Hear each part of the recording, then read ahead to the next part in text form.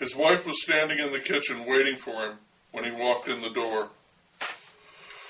Her hair was a matted, tangled mess. Her nightgown was rumpled, and the red imprint of the pillow was still on her cheek in welts, as if she had been punishing herself in his absence.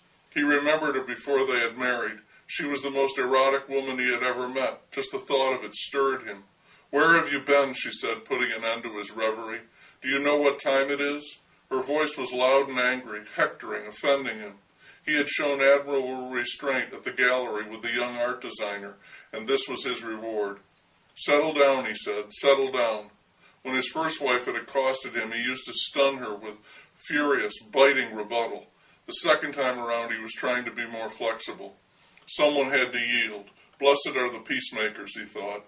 But she was livid, raising her voice still higher to an even more offensive plane, telling him that she would not settle down, that she would not stand for this. He thought she was losing perspective. He briefly considered telling her a lie, that he was late because he'd been hit broadside by another car, or he'd accidentally run down an old lady. What if he'd been hit by a train and not come home at all? He wanted to bring her to her senses, but he couldn't get a single word out. He felt like a man who has been lined up against a wall and sprayed with bullets from a machine gun. It was a regular kitchen massacre. "I thought this was supposed to last until 8 o'clock, she said, sarcasm and bitterness lashing in her voice. "Do you know what time it is now? Do you have any idea? Do you care? It's after midnight. Brian, where have you been? What are you thinking about? How can you be so selfish? Look at me. You have a family. I've got to get up in the morning and go to work, but not you. You can sleep in, can't you? You and your artist friends." She wheeled around and stomped out of the kitchen, pounded angrily to the bedroom, and shut the door emphatically. Brian sighed, procured a bottle of scotch from the liquor cabinet, put some ice in a glass, sat down in the living room, and poured himself a drink. He could use a proper snootful. Fuck the peacemakers, he thought. Peacemaker, now that he thought of it, was the name of a gun. These Americans, he thought, they turn everything upside down. They have stood the whole world up on its bloody head, ass over tea kettle. Nothing makes any sense at all, except money. What a homecoming, he thought. He remembered when he worked in a bar in Dublin, how the Dubliners would all come in and complain about their old ladies over Guinness, whiskey and stout, and how their old ladies would be waiting for them, truly, outside the door with rolling pins in hand, ready to clout them over the head and drag them home by the ear.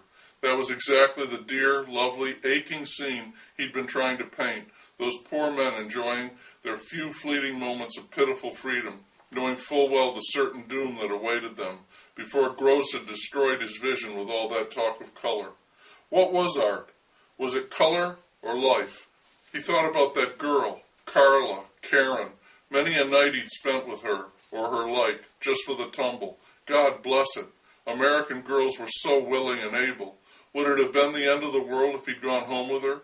At least then, if he had, when his wife staged her sorry performance at the door, he could have thought, well, bully for you, girl. You must be psychic. He hated to be shouted at, the shouting, the slamming doors. Animals went at each other like that, not people, not man and wife. He was going to have to do something about it, have a talk, draw the line. He couldn't remember his mother ever shouting at his father. He wondered how she had handled him. Rolling pin? He remembered one Sunday morning his father had raised his voice, that was all, but it had a queer and unnerving effect on Brian and his brothers and sisters. But here in America, everyone shouted, all the time, and everywhere. Land of the big mouths, he thought. Big talk, little matter, volume, volume, volume. More, more, more. He poured more scotch. The whiskey the Scots got right, he thought, but that was all.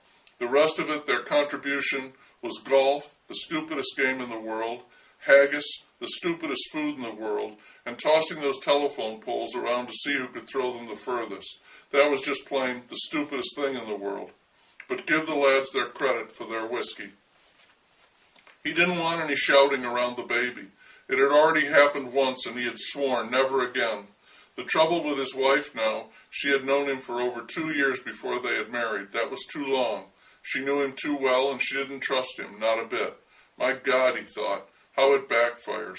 They love you like that, so hot and strong, until they catch you, and then they hold it against you for the rest of your poor bloody life. I know what you're like, they think. I know you. Or maybe, he thought, it was just her time of the month.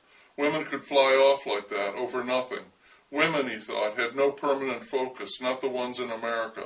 They tried to discover themselves each month in the latest issue of a glossy magazine. It was all such a pathetic chase.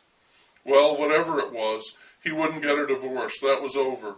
He'd done it once and still expected God to flay him alive for doing it, and he'd die before doing it again. There was the baby now.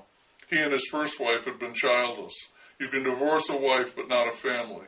Divorcing a wife was like an annulment, an agreement between the parties that it hadn't worked out. Strike one. America gave everyone 3 strikes. But divorcing a family would be a sin. He and his first wife, he thought, pulling on his drink, sweet Jesus, Mary, Joseph, and all the saints. What a mismatch. They used to fight all the time, really go at it, regular Donnybrooks. Fighting was all they had. He should have known right at the start when she talked him into coming to her place to hear some Irish music, she said. But then she played the soundtrack from Brigadoon. What a fool he'd been. Love was, what was that? Where did it come from? Where did it go? He'd wanted babies. She'd wanted a career. A career in what, he'd ask, and she'd burst into tears and accuse him of slighting her. My God, she'd been high-strung. Pianos aren't tuned that high. She had a blue vein in her forehead that would throb at the least sign of agitation. They were always at odds, always wanting something different. After they were married, she'd complained of pain when he wanted to make love to her, discomfort, she called it. When he said the discomfort was in her head and suggested that she see a doctor, she started crying and said he'd accused her of being frigid. After that, she became frigid and blamed him. There were times when he would just sit down and wonder how anything could have possibly become so complicated, so wrong. Whatever happened to the simplicity of life? He remembered one time they were driving back from a vacation in Toronto. She'd started in on him and wouldn't let up. He couldn't even remember what it was about, but she was like a little barky dog in the front seat next to him. Yap, yap, yap, yap, yap, yap, yap, yap, yap, her blue vein bulging like a worm.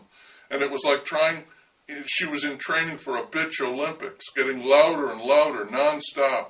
And then she quit for about 200 tension-filled miles before she started back in again, as if that stretch had been a breather for her.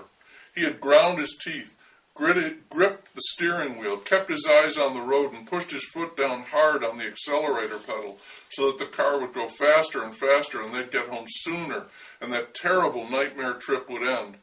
30 miles from home, he got stopped for speeding by a cop sitting right out on the median. He would have seen him if he hadn't been blind with rage. He could see his wife savoring the moment, glad he'd been stopped, her husband now publicly identified as a violator.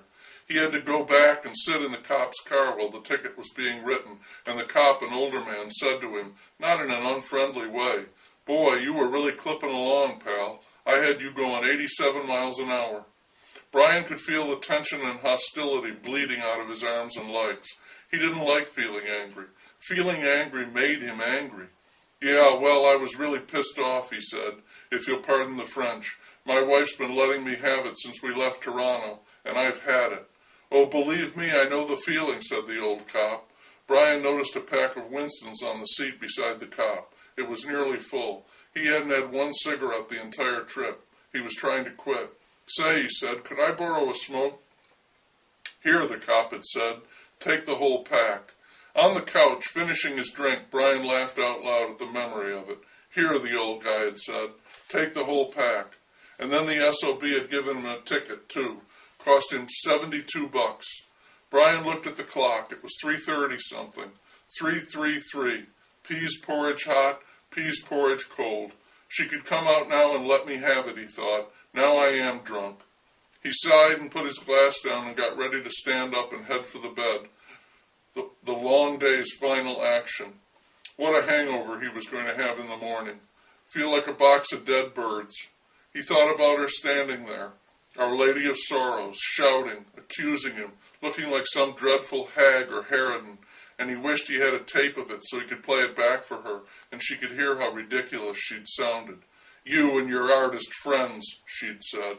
Oh boy, that was a good one. That was really rich, and he laughed out loud again because he hadn't known anyone at the gallery, not a soul. They'd all been strangers, one great big swarm of strangers. Then he'd gone home to be shouted at by his wife, his second wife, the second shouter. He suddenly felt quite alone, felt it distinctly, like a chill. He felt an urge for a smoke. His eyes flooded with tears, but he did not know why. Exhaustion, scotch, get a grip on it, man. He was sitting on the couch, summoning the strength and energy and even courage to make it to his bed. He was staring vacantly about him, looking across the room, and he saw a picture of flowers, bright flowers, red and yellow flowers in a blue vase, almost childlike, the picture his father had painted just before he died, the picture he'd signed with his father's own name, because his father was too weak to sign it, and then he was gone. It was blurry now because of the tears in his eyes. Next to it, under it, on the desk, was an old sepia photograph of his mother. It too was blurry, but he could shut his eyes and see it, because he knew her face by heart. His mother. Her hair was curled, she was young and smiling, carefree, lovely, like an angel. And oh, though she still had her health, thank God, she was oh so far away. The tears flooded, bleeding out of his eyes. He was blubbering like a child. He felt the shame of it. He was drowning in pity, and there was no one he could turn to, no one to hear his tale of woe, not even himself, for he was someone he did not know. He had come this far, and now he was, not an artist, but a stranger.